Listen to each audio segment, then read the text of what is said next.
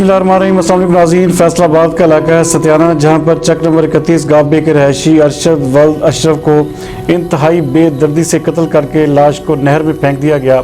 हमारे नुमाइंदे बिलाल बलोच के मुताबिक लाश मिलने के बाद लवाहिकीन ने इस वक्त सतियाना पुल को दोनों जानब से टायर जलाकर ब्लॉक कर रखा है।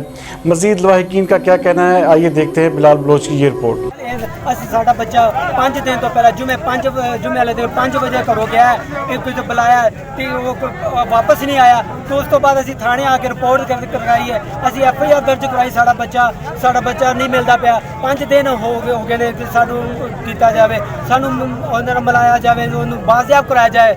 ਅਸੀਂ ਹਰ ਰੋਜ਼ ਆਉਂਦੇ ਰਹੇ ਲੇਕਿਨ ਉਹਨਾਂ ਸਾਡੀ ਇੱਕ ਨਹੀਂ ਸੁਣੀ। ਸਾਡੇ ਇੱਕ ਨੇ ਕਹਿੰਦੇ ਕਰਨੇ ਥਾਣੇ ਤੋਂ ਇੱਕ ਕਦਮ ਤੱਕ ਨਹੀਂ ਬਾਹਰ ਕੱਢਿਆ ਤੇ ਅਸੀਂ ਪੁੱਛ ਲਿਆ ਕਿ ਤਫਤੀਸ਼ ਕਰ ਲਿਆ, ਅੱਛਾ ਕਰਨੇ ਆ। 5 ਦਿਨ ਬਾਅਦ ਸਾਨੂੰ ਅੱਜ ਹੋਰ ਵੱਡਾ ਇਹਨੇ ਸਾਡੇ ਨਾਲ ਇਹ ਜ਼ੁਲਮ ਕੀਤਾ ਕਿ ਬੱਚੇ ਦੀ ਲਾਸ਼ ਕੱਲ 10 ਵਜੇ ਇਹ ਤਸਤਿਆਨਾ ਕੋਲ ਆਈ। ਇਹਨਾਂ ਨੇ ਪੂਰੇ ਜ਼ਿਲ੍ਹੇ 'ਚ ਵਾਇਰਲੈਸ ਚੱਲੀ, ਪੂਰੇ ਜ਼ਿਲ੍ਹੇ 'ਚ ਵਾਇਰਲੈਸ ਚੱਲੀ। ਇਹਨਾਂ ਬਜਾਏ ਸਾਨੂੰ ਇਹਨਾਂ ਕੋਲ ਨੰਬਰ ਹੀ ਸਾਡਾ FIR ਦਰਜ ਸੀ 365 ਦੀ FIR ਦਰਜ ਹੈ, ਬਜਾਏ ਇਸ ਕਿ ਸਾਨੂੰ ਇਤਲਾਹ ਕਰਦੇ ਇਹਨਾਂ ਦੇ ਲਾਸ਼ ਨੂੰ ਅਗਾ ਟੋਰ ਦਿੱਤਾ ਗਿਆ, ਅਗਾ ਟੋਰ ਦਿੱਤਾ ਗਿਆ, ਫੜ ਕੇ ਅੱਗੇ ਛੱਡ ਦਿੱਤਾ ਗਿਆ। ਤੇ ਅਸੀਂ ਫਿਰ ਅੱਜ ਅਖਬਾਰ ਦੀ ਖਬਰ ਪੜ੍ਹੀ ਕਿ ਉਹ ਤਾਂ ਕੋਈ ਲਾਵਾਰਸ ਲਾਸ਼ ਵਾਲੇ ਦੀ ਸ਼ਾਇਦ ਉਹ ਸਾਡੀ ਨੂੰ ਅਸੀਂ ਪਤਾ ਕਰਿਆ ਕਿ ਉਹਨਾਂ ਕਹੇ ਤਾਂ ਪੂਰੇ ਡਿਸਟ੍ਰਿਕਟ ਤੇ ਵਾਇਰਲੈਸ ਚੱਲ ਗਈ। ਫਿਰ ਇਹਨਾਂ ਨੇ ਕਿਹਾ ਜੋ ਸਾਨੂੰ ਤਲਾਸ਼ ਦੇ ਦੇਣਾ।